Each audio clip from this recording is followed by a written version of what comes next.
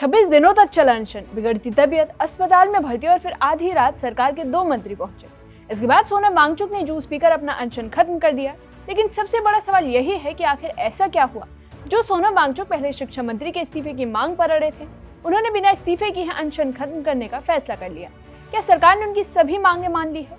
आइए इस पूरे घटनाक्रम को आसान भाषा में समझते हैं। आप देख रहे हैं एबीपी लाइव और मैं साइमा परवीन। सबसे पहले समझते हैं कि कहानी की शुरुआत कहां से हुई।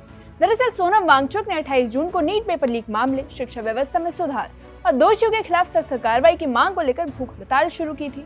उनकी मेन मांगों में केंद्रीय शिक्षा मंत्री धर्मेंद्र प्रधान के इस्तीफे की मांग भी शामिल थी। लेकिन जैसे जैसे दिन बीतते गए उनकी तबीयत बिगड़ती गई।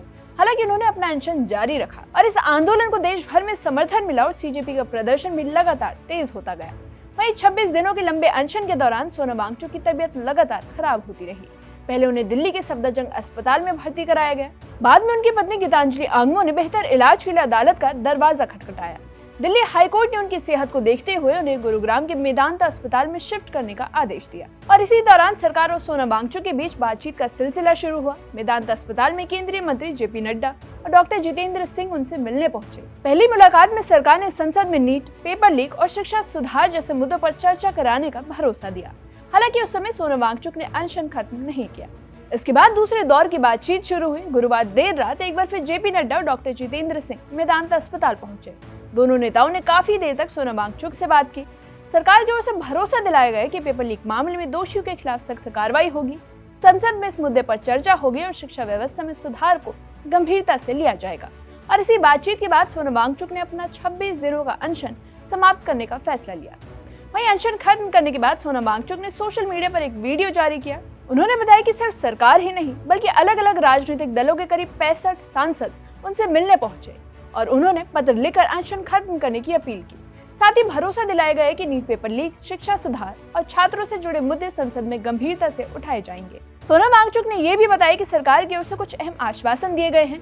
उनके मुताबिक 20 जुलाई के संसद चलो मार्च में शांतिपूर्ण प्रदर्शन करने वालों के खिलाफ कोई कानूनी कार्रवाई नहीं की जाएगी।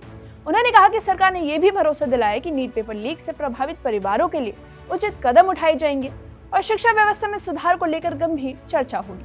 अब इस पूरे घटनाक्रम में प्रधानमंत्री नरेंद्र मोदी का बयान भी अहम माना जा रहा है। अनशन खत्म होने के कुछ घंटे पहले प्रधानमंत्री ने वीडियो संदेश जारी किया। उन्होंने सोनम वांगचुक के जल्द स्वस्थ होने की कामना करते हुए अनशन समाप्त करने की अपील की।